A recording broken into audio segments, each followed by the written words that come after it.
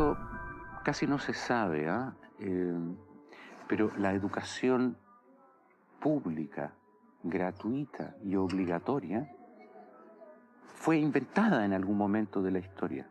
Antes no existía.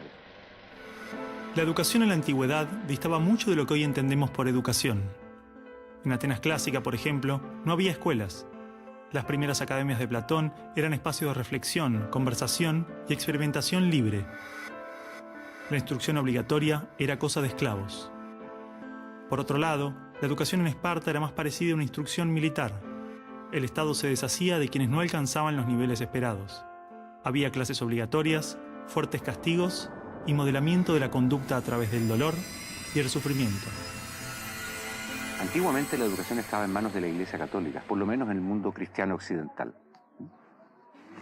Y fue recién en el siglo XVIII, en una época de la historia que se llama despotismo ilustrado, seguramente lo escucharon en el colegio, en donde se creó el concepto de educación pública, gratuita y obligatoria. La escuela como la conocemos nace a fines del siglo XVIII y principios del siglo XIX en Prusia. Con el fin de evitar las revoluciones que sucedían en Francia, los monarcas incluyeron algunos principios de la Ilustración para satisfacer al pueblo, pero manteniendo el régimen absolutista. La escuela prusiana se basaba en una fuerte división de clases y castas. Su estructura, heredera del modelo espartano, fomentaba la disciplina, la obediencia y el régimen autoritario. ¿Qué buscaban estos déspotas ilustrados? Un pueblo dócil, obediente, y que se pudiera preparar para las guerras que hubieron en esa época entre todas las naciones que estaban naciendo. Por ejemplo, Catalina la Grande de Rusia llamó a los enciclopedistas franceses a preparar esto mismo. Diderot, uno de los más famosos, estuvo allí para armar este paquete, ¿sí?, formador, no de ciudadanos, sino que de obedientes súbditos de estos estados.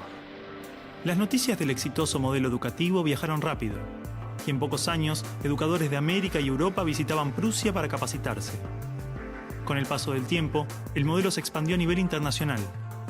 Muchos países importaron la escuela moderna con el discurso del acceso a la educación para todos, elevando la bandera de la igualdad, cuando justamente la esencia misma del sistema provenía del despotismo, buscando perpetuar los modelos elitistas y la división de clases. Ese es el origen de la educación pública. Fíjense ustedes que Napoleón, un poco posterior, y enemigo jurado de todos estos déspotas, hizo lo mismo. Él lo decía con todas sus letras. Yo quiero formar un cuerpo docente para poder dirigir el parecer de los franceses. ¿Se entiende? Él lo tiene claro. Y eso opera, se sepa o no se sepa, hasta el día de hoy. La escuela nace en un mundo positivista regido por una economía industrial. Por lo tanto, busca obtener los mayores resultados observables con el menor esfuerzo e inversión posible, aplicando fórmulas científicas y leyes generales. La escuela era la respuesta ideal a la necesidad de trabajadores, y los mismos empresarios industriales del siglo XIX fueron quienes financiaron la escolarización obligatoria a través de sus fundaciones. ¿Dónde coloco los hijos de estas personas para que puedan trabajar? ¿Cómo educamos en que aprendan a leer? ¿Cómo creamos obreros inteligentes? La educación sigue siendo lo mismo, una herramienta para formar trabajadores útil al sistema y una herramienta útil para que la cultura permanezca siempre igual y siempre se repita, lo cual es conservar la estructura actual de la sociedad. La escuela se complementó con investigaciones sobre el control de la conducta, propuestas de utopías sociales y hasta teorías de superioridad racial. No es de extrañar que los primeros estados con el sistema prusiano o similar fueran con el paso de las generaciones focos de xenofobia y nacionalismo extremo.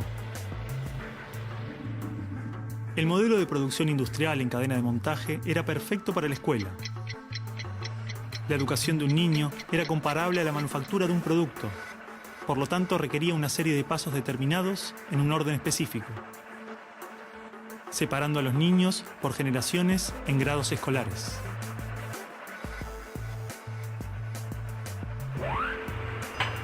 y en cada una de estas etapas trabajaría sobre determinados elementos, contenidos que asegurarían el éxito, pensados minuciosamente por un experto.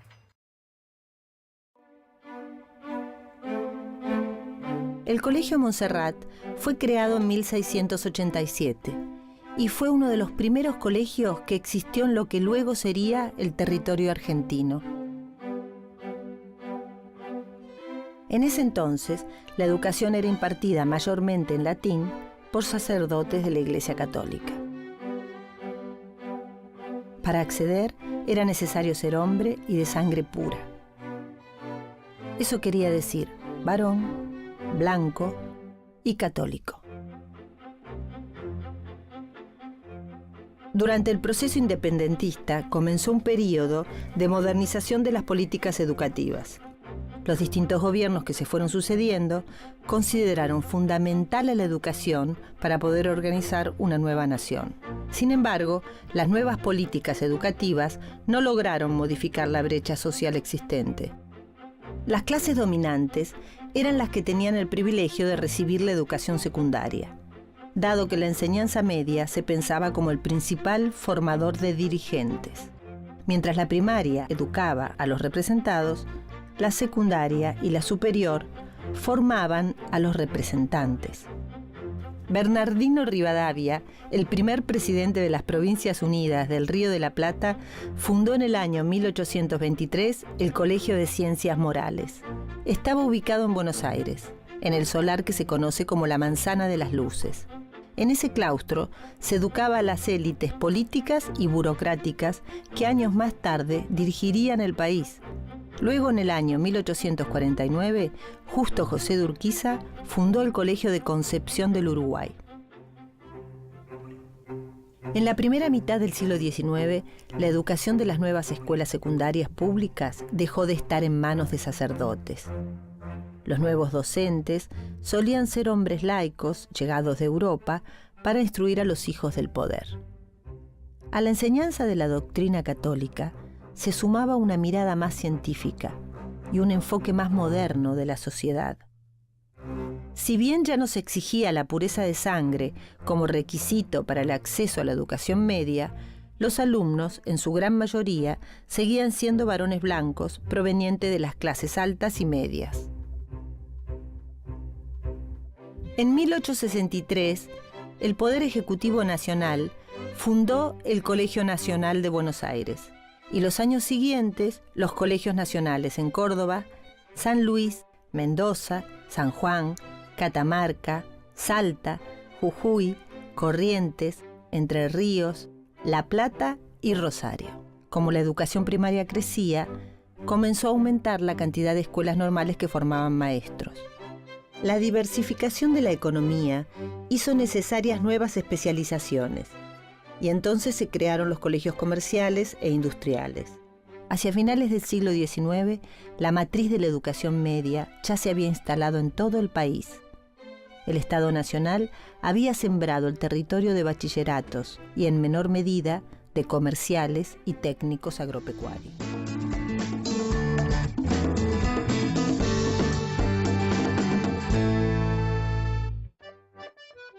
El siglo XX trajo consigo modificaciones sustanciales en la composición social y demográfica de la Argentina. Hacia 1870, Argentina tenía apenas 2 millones de habitantes. Entre 1880 y 1930 llegaron al país 3 millones de inmigrantes provenientes en su gran mayoría de Europa y Medio Oriente. Hacia la década de los 20, la mitad de la población de Buenos Aires estaba conformada por extranjeros, cuyos hijos se fueron incorporando a la educación pública. El cambio demográfico trajo aparejados varios cambios en la educación. El crecimiento de la población incrementó año tras año la cantidad de estudiantes secundarios inscriptos. Esta tendencia se sostuvo por décadas. La escuela media se abría a nuevos sectores de la sociedad. Así fue como los títulos de bachiller, técnico o perito mercantil se convertían en impulsores del fenómeno de movilidad social ascendente. A partir de 1946, con la llegada del peronismo al poder, el fenómeno se profundizó. Entre otras medidas, se crearon las llamadas escuelas fábrica y se abrieron cursos vespertinos, lo que amplió el acceso a la educación a jóvenes trabajadores. Creció la matriculación de mujeres, se construyeron edificios y se nombraron nuevos docentes. La política inclusiva del gobierno de Juan Domingo Perón promovió el acceso de la clase obrera a la enseñanza media. La educación secundaria se volvía masiva.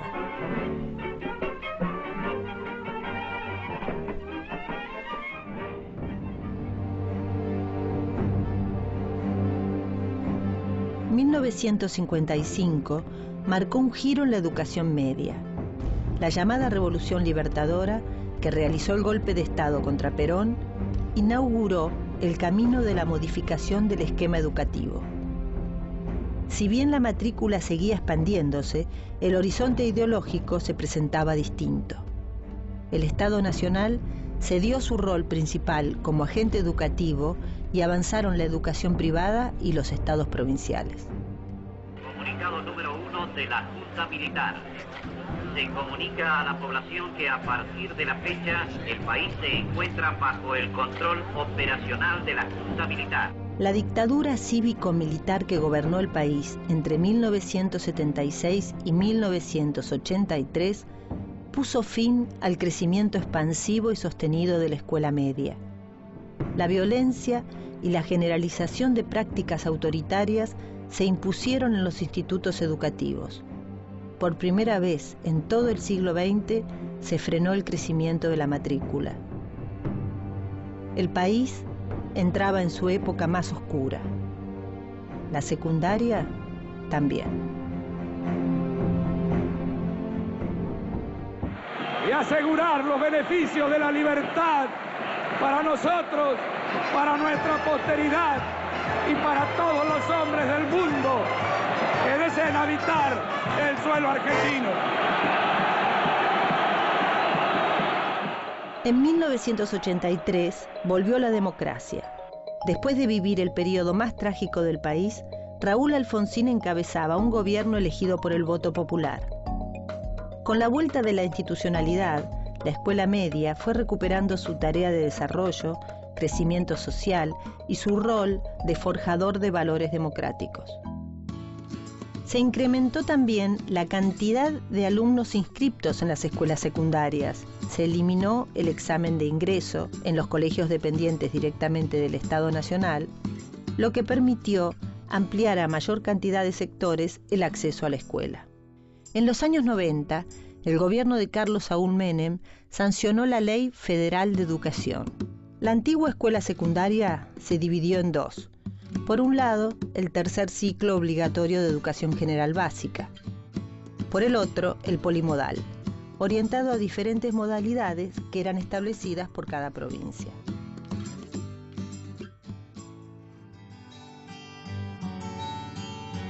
Matías tiene 24 años y está en segundo año de la secundaria. Años atrás, durante la crisis de 2001, abandonó la escuela cuando cursaba primer año. La educación era un lujo que su familia no podía permitirse y tuvo que salir a trabajar. Hoy, Matías estudia a través del Plan Fines para adultos que no terminaron la secundaria. Este método le permite combinar estudio y trabajo.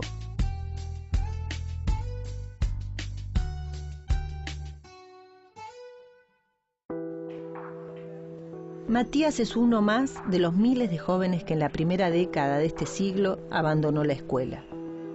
Durante estos años, la matrícula de la modalidad tradicional disminuyó notoriamente.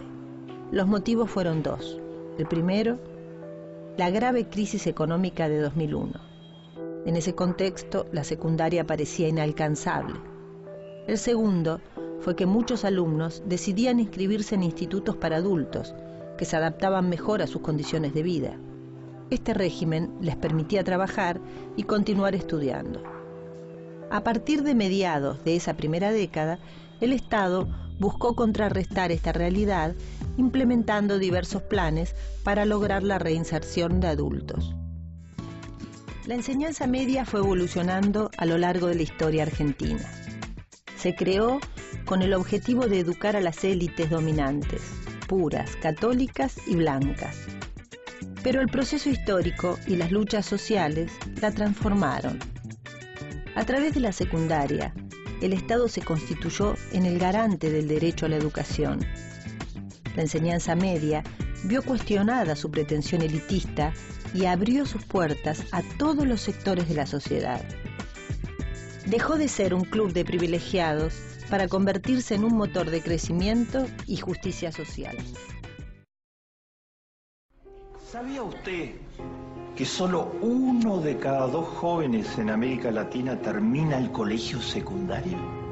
Solo 1 de cada 2. Y en los más pobres, en el 20% más pobre de la población de América Latina, solo 1 de cada 3 termina el colegio secundario.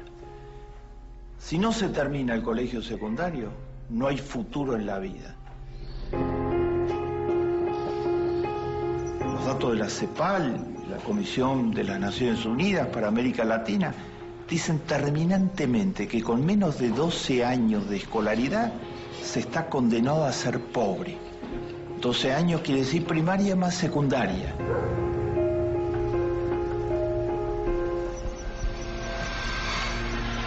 La educación es la clave del siglo XXI. Sin educación, la gente no puede conseguir trabajo, se está condenado a ser pobre. Para resolver la problemática de los asentamientos informales en Argentina, necesitamos conocer y entender su magnitud. ¿Dónde están? ¿Cuántos son? ¿Y cómo viven las familias que los habitan? Techo recorrió todo el territorio en donde habita el 63% de la población del país. Solicitamos información a gobiernos provinciales, municipios, organizaciones de la sociedad civil, universidades y otros actores sociales. Techo identificó todos aquellos barrios que cumplieran con las siguientes características. Un mínimo de 8 familias agrupadas o contiguas que no cuente con título de propiedad del suelo y que no cuente con acceso regular a al menos red de agua corriente, red de energía eléctrica con medidor domiciliario y o red cloacal. Estos barrios llegan a un total de 1.834. Viven 530.000 familias aproximadamente. 74% sin luz por medidor, 90% sin agua corriente, 95% sin cloacas, 96% sin gas natural y en ninguno de estos cuentan con título de propiedad del suelo. La problemática de los asentamientos en Argentina tiene carácter urgente y debe ser prioridad para la agenda social y política. Te invitamos a profundizar en el informe y participar en la búsqueda de soluciones. Según el informe del Observatorio de la Deuda Social Argentina, perteneciente a la Universidad Católica Argentina, sostiene que un 25% de la población urbana argentina, unos 10 millones de personas, vive en condiciones de pobreza, y la marginalidad estructural afecta a 1 de cada 4 habitantes pese al crecimiento económico.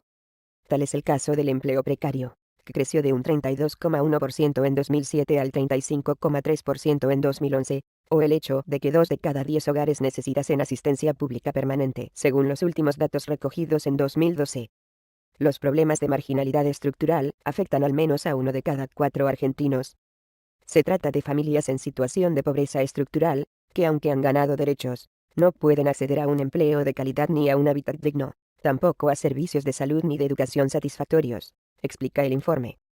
Además, el 37% de los jóvenes no logra terminar la secundaria, el 20% no estudia ni trabaja, y el 12% de los niños de edades entre 5 y 17 años debe realizar alguna actividad laboral para cubrir necesidades económicas del hogar, según los datos recabados durante el último periodo de estudio. Por otro lado, pese a que Argentina es uno de los principales productores mundiales de alimentos, en 1 de cada 10 hogares urbanos, unos 3 millones de personas, se dan casos de malnutrición por no disponer de los recursos económicos suficientes para acceder a los alimentos necesarios para la subsistencia. El observatorio señala la inflación como la principal causa de la pervivencia de las diferencias sociales.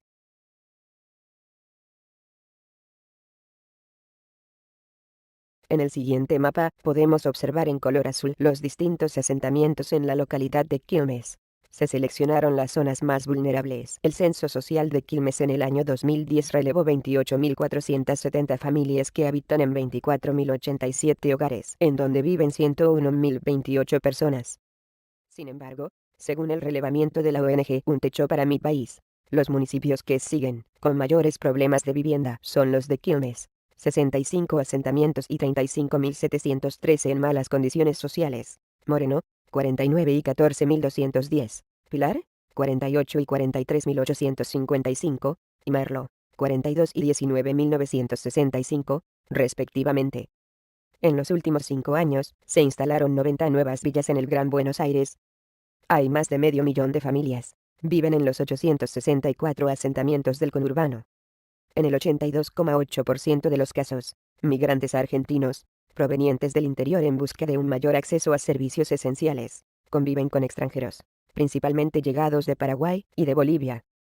El crecimiento de los asentamientos, aun en contextos económicos favorables, y pese a los distintos programas sociales, da cuenta del carácter estructural del fenómeno, sostiene el informe.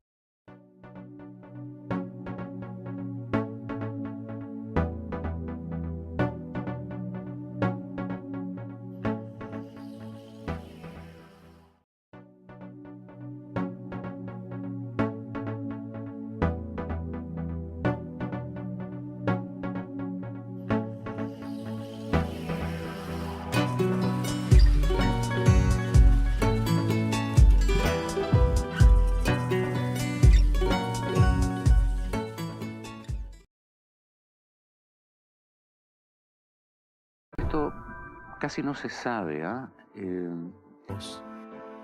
Por otro lado, la educación en Esparta era más parecida a una instrucción militar.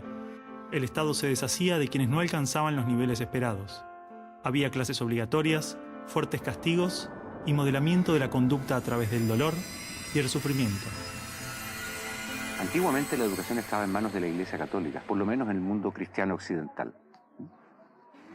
Y fue recién en el siglo XVIII, en una época de la historia que se llama despotismo ilustrado, seguramente lo escucharon en el colegio, en donde se creó el concepto de educación pública, gratuita y obligatoria.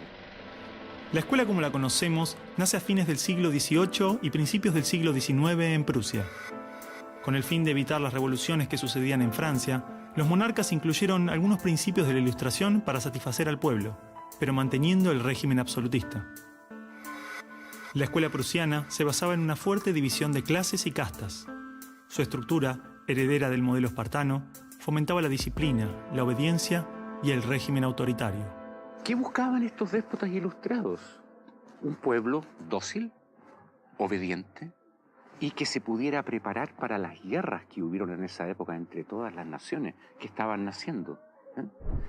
Por ejemplo, Catalina la Grande, pero la educación pública, gratuita y obligatoria fue inventada en algún momento de la historia. Antes no existía. La educación en la antigüedad distaba mucho de lo que hoy entendemos por educación. En Atenas clásica, por ejemplo, no había escuelas. Las primeras academias de Platón eran espacios de reflexión, conversación y experimentación libre. La instrucción obligatoria era cosa de esclavos.